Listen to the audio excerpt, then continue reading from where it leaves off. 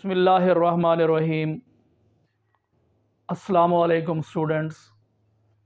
मैं आप लोगों का केमिस्ट्री टीचर ज़ुबैर अब्बास। बढ़ते हैं एक नए लेसन की तरफ। स्टूडेंट, हमारा टॉपिक ऑफ डिस्कशन है determination of percentage of element in a compound. अच्छा स्टूडेंट, से क्या होगा? परसेंटेज ऑफ एलिमेंट से हम क्या मालूम करना चाहते हैं? स्टूडेंट, दरअसल हम एक एनालिसिस के ज़रिए हम एम्पेरिकल फार्मूला मालूम करना चाहते हैं और एम्पेरिकल फार्मूला की मदद से मॉलिक्यूलर फार्मूला कैलकुलेट करना चाहते हैं। तो बढ़ते हैं स्टूडेंट अपने टॉपिक की तरफ। टॉपिक का नाम है determination of percentage of element in a compound. तो स्टूडेंट की सिंपल तारीफ ये है, it is the mass of an element. ये किसी एलिमेंट का मास है। किसमें student? 100 gram of the mass of the sample compound. 100 gram sample compound के मास में से हर एलिमेंट का जो मास होगा उसे स्टूडेंट हम देते हैं, क्या नाम दे सकते हैं? Percentage of mass of an element. Student तारीफ इसकी सिंपल करेंगे, it is the mass of an element in 100 gram mass of the sample compound. अच्छा स्टूडेंट, इसे हम कैलकुलेट कैसे करते हैं? कैलकुलेशन के लिए फार्मूला हमारे पास ये है, percentage of element is equal to mass of element या मास ऑफ दैट एलिमेंट जिसका कैलकुलेट करना चाहते हैं, divided by total mass of the compound multiply by 100। Student, हम इस फार्मूले को यूज करते हुए percentage of each element calculate कर सकते हैं। अच्छा स्टूडेंट, हम आगे इसी लेसन को बढ़ाते हैं, हाउ परसेंटेज इज ऑब्टेन्ड। ये स्टूडेंट परसेंटेज हम कैसे ऑब्टेन करते हैं? तो स्टूडेंट इसके लिए हमें किसी एनालिसिस की ज़रूरत है, यानी सैंपल कंपाउंड को हम एनालाइज करेंगे। और स्टूडेंट हम जानते हैं कि जो एनालिसिस है वो दो तरह का होता है। एक स्टूडेंट हमारे पास है क्वालिटेटिव एनालिसिस, दूसरा है क्वांटिटेटिव एनालिसिस। क्वालिटेटिव एनालिसिस क्या होता है स्टूडेंट? डिटर्मिनेशन या identification of elements in a sample compound. एक सैंपल कंपाउंड के अंदर एलिमेंट्स की शनाख्त करना, एलिमेंट को आइडेंटिफाई करना, this is known as qualitative analysis. Quantitative analysis क्या है student? Determination of masses of each element in a sample compound. उस सैंपल कंपाउंड के अंदर हर एलिमेंट के मास को जो है ना डिटरमिन करना, ये कहलाता है क्वांटिटेटिव एनालिसिस। अच्छा स्टूडेंट, जब मास मालूम हो जाएगा तो मास से क्या कैलकुलेट करते हैं? परसेंटेज का पता चलेगा, हर एलिमेंट की परसेंटेज कैलकुलेट करेंगे। अच्छा स्टूडेंट, परसेंटेज से क्या होगा? एम्पेरिकल फार्मूला मालूम होगा और एम्पेरिकल फार्मूले से स्टूडेंट क्या होगा? मॉलिक्यूलर फार्मूला मालूम होगा। स्टूडेंट हम क्या करते हैं? एनालिसिस ऑफ अ कंपाउंड करते हैं, सैंपल कंपाउंड को एनालाइज करते हैं। तो स्टूडेंट एक एनालिसिस हमारे पास है क्वालिटेटिव एनालिसिस, और स्टूडेंट हमारे पास जो दूसरा एनालिसिस है वो है क्वांटिटेटिव एनालिसिस। क्वालिटेटिव एनालिसिस क्या है? Determination of elements in a sample compound. एक सैंपल कंपाउंड के अंदर जो एलिमेंट्स मौजूद है उनको डिटरमिन करना, उनकी पहचान करना। स्टूडेंट से हम एलिमेंटल एनालिसिस का नाम भी देते हैं। मिसाल के तौर पर, मिसाल दे रहा हूं, मिसाल के तौर पर हमारे पास एक सैंपल हमें दिया गया है, उस सैंपल के अंदर हमने एलिमेंट्स को आइडेंटिफाई किया। मसला उसमें कार्बन मौजूद है, हाइड्रोजन मौजूद है और ऑक्सीजन मौजूद है। अच्छा स्टूडेंट, जो दूसरा एनालिसिस है वो है क्वांटिटेटिव एनालिसिस। ये क्या है student? Determination of masses of each element in a sample compound. एक सैंपल कंपाउंड के अंदर हर एलिमेंट के मास को डिटरमिन करना, ये क्वांटिटेटिव एनालिसिस कहलाता है। मिसाल के तौर पर पिछले एनालिसिस में वो जो हमने एलिमेंट्स को आइडेंटिफाई किया, कार्बन, हाइड्रोजन, ऑक्सीजन, हमने सैंपल 100 ग्राम लिया हुआ है मिसाल के तौर पर। उस 100 ग्राम में कार्बन के जो ग्राम है वो 40 ग्राम है, हाइड्रोजन के 25 ग्राम है और ऑक्सीजन के 35 ग्राम है। तो हमने स्टूडेंट यहाँ पर क्या कर लिया? क्वांटिटेटिव एनालिसिस में मास ऑफ ईच एलिमेंट को सैंपल कंपाउंड से हमने डिटरमिन कर लिया। अच्छा स्टूडेंट, मास से क्या मालूम होगा? मास से दरअसल हम परसेंटेज ऑफ एलिमेंट कैलकुलेट कर सकेंगे।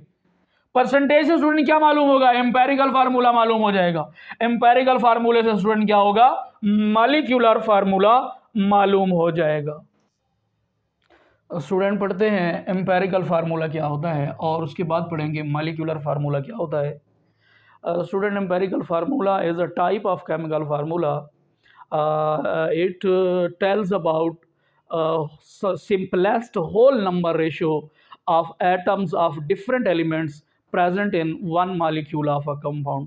स्टूडेंट ये फार्मूला हमें बताता है किसी कंपाउंड के एक मॉलिक्यूल में मौजूद मुख्तलिफ एलिमेंट्स के एटम की सिंपलेस्ट होल नंबर रेशो, अददी निस्बत के बारे में जो फार्मूला इन्फॉर्म करता है स्टूडेंट, हम उसे क्या कहते हैं, एम्पेरिकल फार्मूला कहते हैं। तारीफ सिंपल उसकी ये है, type of chemical formula which gives informations about simplest whole number ratio of atoms of different elements in a one molecule of a compound। जैसे मिसाल के तौर पर स्टूडेंट ग्लूकोज का एम्पेरिकल फार्मूला है CH2O, और बेंजीन का एम्पेरिकल फार्मूला है CH, और वाटर का मालिक्यूल अपना एम्पेरिकल फार्मूला है H2O, और स्टूडेंट सोडियम क्लोराइड का एम्पेरिकल फार्मूला है NaCl। अच्छा स्टूडेंट, ये जो एम्पेरिकल फार्मूला है हम डायरेक्टली डिटरमाइन करते हैं दो चीज़ों से, एक स्टूडेंट एलिमेंटल एनालिसिस से और दूसरा स्टूडेंट है कंबशन एनालिसिस से। अच्छा student, ionic compounds have empirical formula but not molecular formula। अच्छा स्टूडेंट, जो ionic compound होते हैं उनका empirical formula तो होता है लेकिन उनका molecular formula नहीं होता, क्योंकि वो सिंगल यूनिट या मोनोमर के तौर पर एग्जिस्ट नहीं करते। अच्छा स्टूडेंट, जो हमारा मेन सवाल है यहाँ पे, जो कि वेरी इंपॉर्टेंट क्वेश्चन भी है, वो है student steps involve in determination of empirical formula. Student, एक एम्पेरिकल फार्मूला अगर हमने मालूम करना है तो कौन से स्टेप्स उसमें इन्वॉल्व होते हैं? स्टूडेंट, मेजर 3 स्टेप्स हैं, उन्हीं की तरफ बढ़ते हैं। स्टूडेंट, पहला स्टेप है determination of percentage of each element in a compound. पहला स्टूडेंट स्टेप क्या है? Determination of percentage of element in a compound. Student, हम पीछे पढ़ चुके हैं परसेंटेज ऑफ एलिमेंट कैसे कैलकुलेट करते हैं, वो हमें उसके लिए हमें मास की रिक्वायर्ड है, मास हम क्वांटिटेटिव एनालिसिस से मालूम करते हैं। तो उसका फार्मूला ये है, percentage of element is equal to mass of that element divided with total mass of the compound multiply by 100। तो स्टूडेंट, पहले स्टेप के अंदर हम क्या कर लेंगे, हर एलिमेंट की परसेंटेज मालूम कर लेंगे, यानी कार्बन कितना परसेंट है, हाइड्रोजन कितना परसेंट है सैंपल में, और ऑक्सीजन कितना परसेंट है।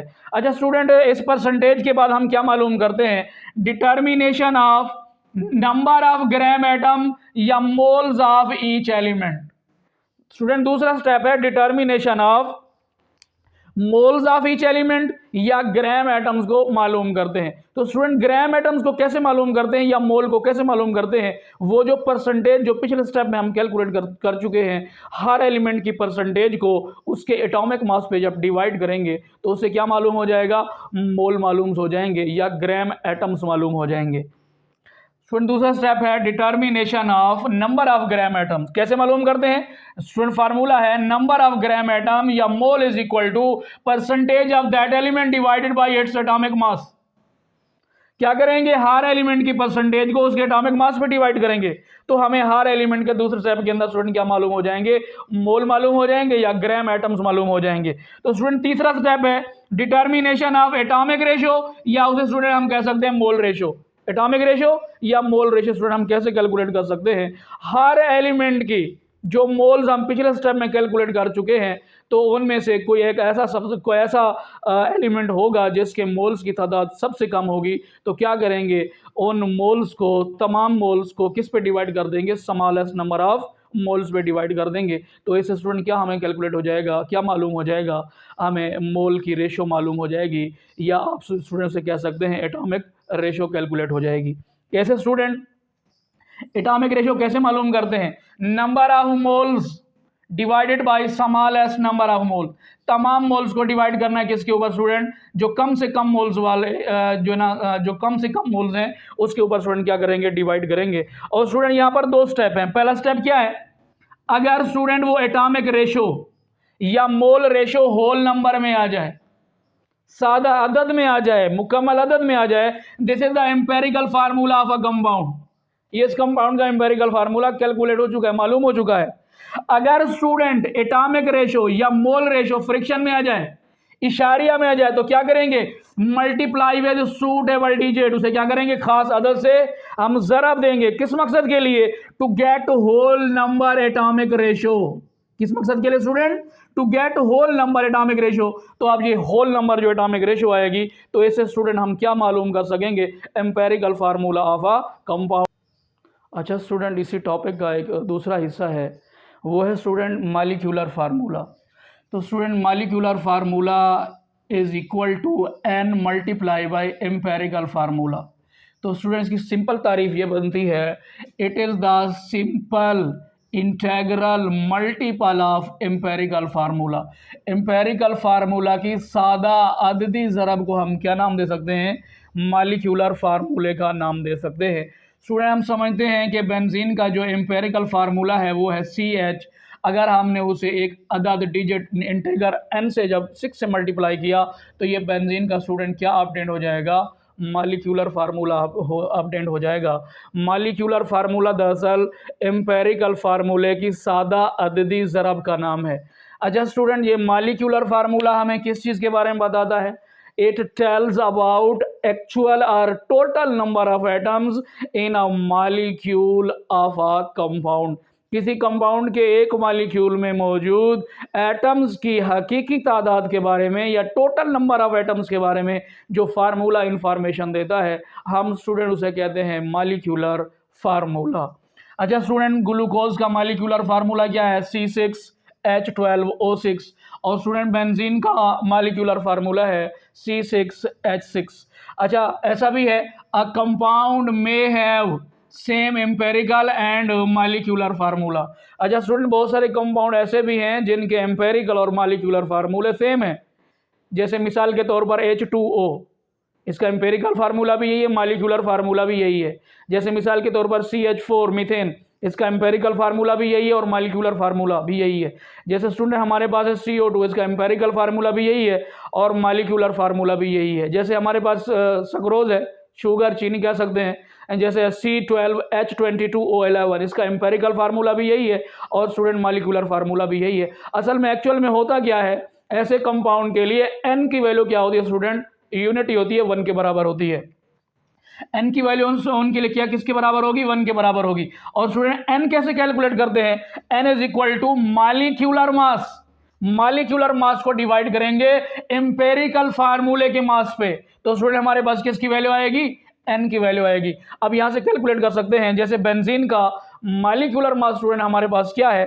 78 जो है ना AMU है। अगर उसके एम्पेरिकल फार्मूले के मास, एम्पेरिकल फार्मूला उसका हमारे पास है CH, कार्बन का मास है 12 और हाइड्रोजन का 1 है, यानी इसका एम्पेरिकल फार्मूले का मास बनता है 13 बनता है। 78 को 13 पे डिवाइड करें तो हमारे पास स्टूडेंट यहाँ n की वैल्यू क्या आ जाएगी? 6 आ जाएगी। तो आप स्टूडेंट इस तरह क्या मालूम कर सकते हैं? मॉलिक्यूलर मास को डिवाइड करेंगे एम्पेरिकल फार्मूले के मास पे तो आप लोगों को ये n की वैल्यू कैलकुलेट हो जाएगी। अच्छा स्टूडेंट, ये जो molecular formula it is used for only molecular compound, ये मॉलिक्यूलर कंपाउंड के लिए स्टूडेंट ये अप्लाई हो सकता है। अच्छा स्टूडेंट, इसकी अगली बात ये है कि molecular compounds having same molecular formula, उनको स्टूडेंट हम कहते हैं आइसोमर्स का।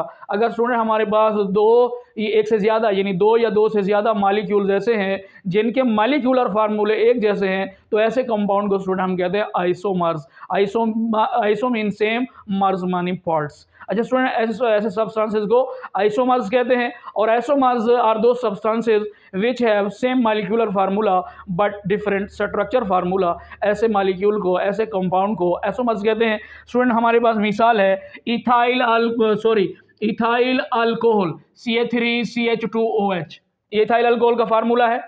और स्टूडेंट हमारे पास है डाई मिथाइल ईथर CH3OCH3।